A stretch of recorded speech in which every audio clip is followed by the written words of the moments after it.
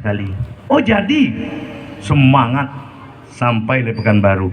Apa cerita? Tolong jaga rumah kami lah, kami ni upai umroh. La ilaha illallah.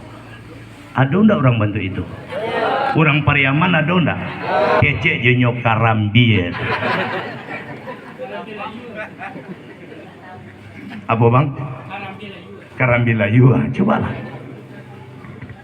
Bayangkan, dipanggilnya orang tuanya dari kampung untuk jaga rumah. Dipanggilnya orang tuanya untuk jaga anaknya. Dia pergi berangkat umroh. Apakah Allah ridho dengan umrohnya? Demi Allah, Allah tak ridho. Ayahmu terlebih dahulu, ibumu terlebih dahulu. Karena bapak ibu, sebanyak-banyak harta kita itu tetap punya ayah awak. Jadi itu ndak? Oi. Wah dulu laki-laki, mak, ambo bukan nak niat bawa ama umroh, cuman payah bini ambo.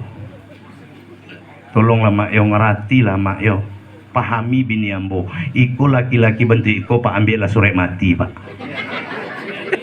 Ambillah surat anyui. Iko serius kok. Seharusnya bagaimana Ustaz? Kalau bini awak ndak bisa cocok jauh sama awak, tukar capek bini itu, jangan cari lama-lama. Di pasar bawah tuh pak ada pelabuhan Basera tuh bini tuh, anak ndak ada cie tuh amaknya. Berang-berang lah kalian. Terus saya begitu, Bo, saya naik haji dengan bapak saya. Saya bilang sama istri saya, itu pun bilang tuh basa-basi sebenarnya. Ya sekedar menghar. Kalau saya tak bilang nggak masalah dalam agama. Tapi saya segera menghargai, saya bilang, aku naik haji. Sama siapa bang? Sama ayah. Kau izinkan? Nah, kalau sampai atukah? Begitu. Ya, nggak main-main ini di kedua.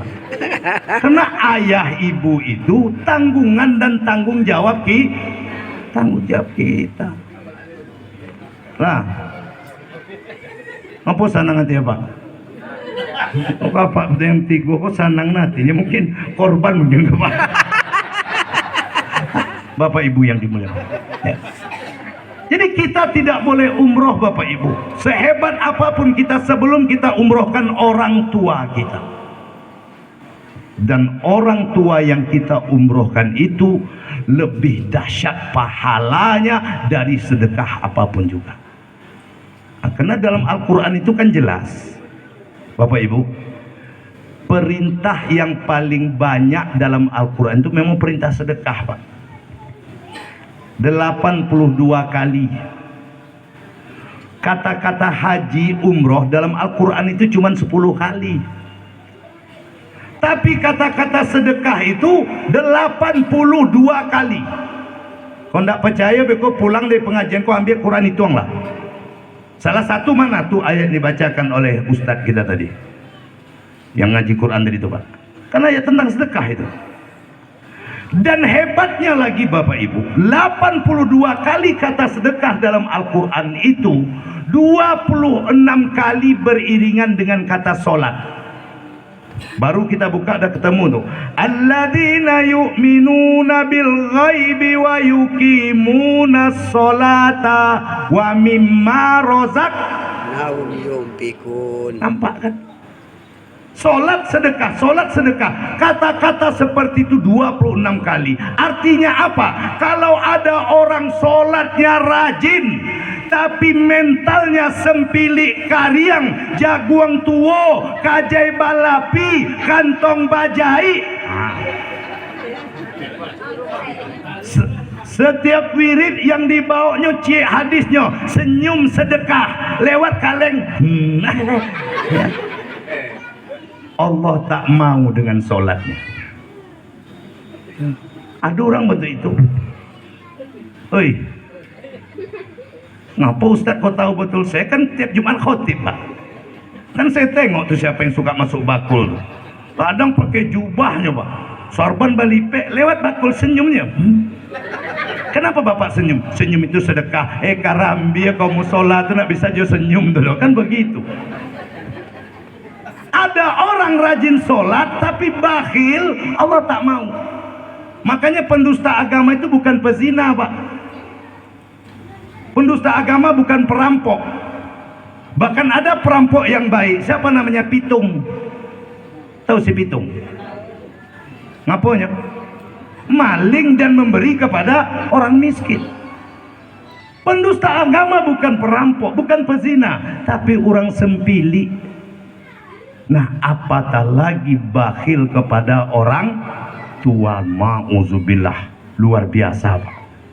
Ya, makanya ketika ditanya di dalam surat Al-Baqarah itu, ketika mereka yas'alunaka madza yunfikun, mereka bertanya kepada Muhammad tentang sedekah, katakan orang yang pertama berhak menerima sedekah itu adalah orang tuamu. Ya lihat tuh enggak? Apa? Hah? Iyo, ini banyak orang kini, Bu. Yo, gaya ndak tanggung dong. Yo. Tapi bertanya awak jo maknya, mak, si anu tuh kini lah jadi orang anu. Iyo, ini beruntung amak punya anak, beruntung dari Hong Kong, ini kan. Aduh yang bentuk ini. Ayo, Pak. Ya. Nah, setelah sedekah dengan orang tua, siapa lagi? Kakak beradik. Ingat itu, kakak. Itu ukuran sedekah, Pak.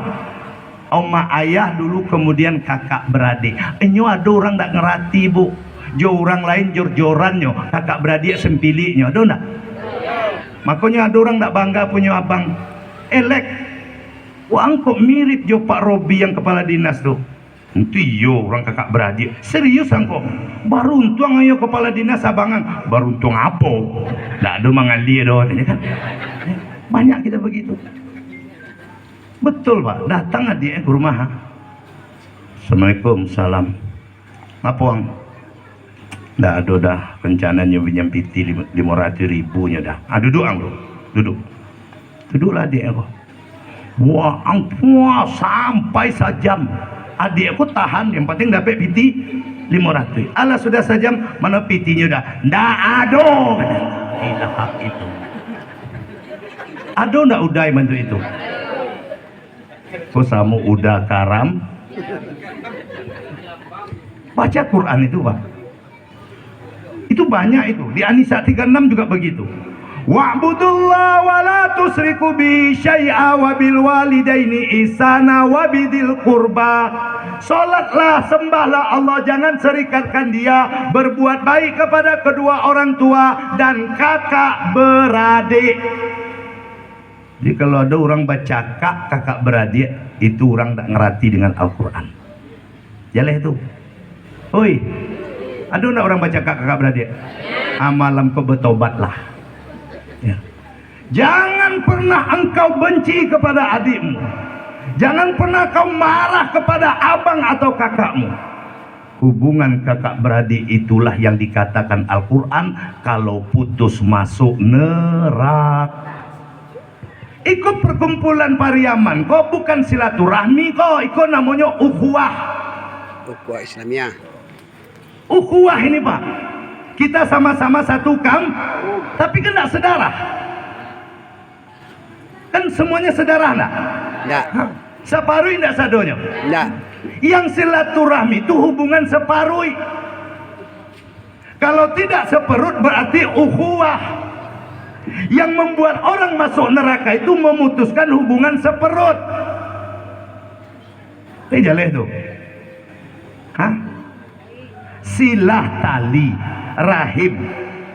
Oh, Bu. Yang punya rahim siapa, apa atau Ibu? Nah, itunya. Jadi silaturahmi itu adalah hubungan satu rahim. Tapi kalau sekampung namanya ukhuwah. Maka yang dikatakan oleh Nabi, orang yang memutuskan silaturahmi masuk neraka adalah memutuskan hubungan serahim, bukan sekam. Pak, jalan itu enggak, Pak?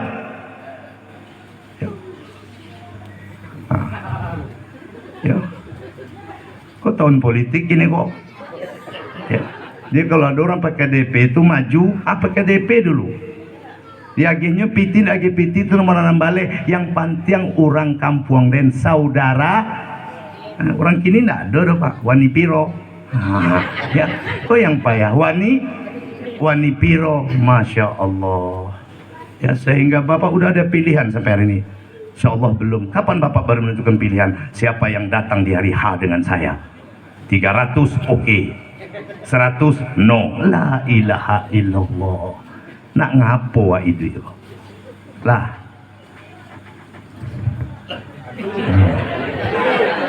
Menguak lah Pak. Lah selesai masalah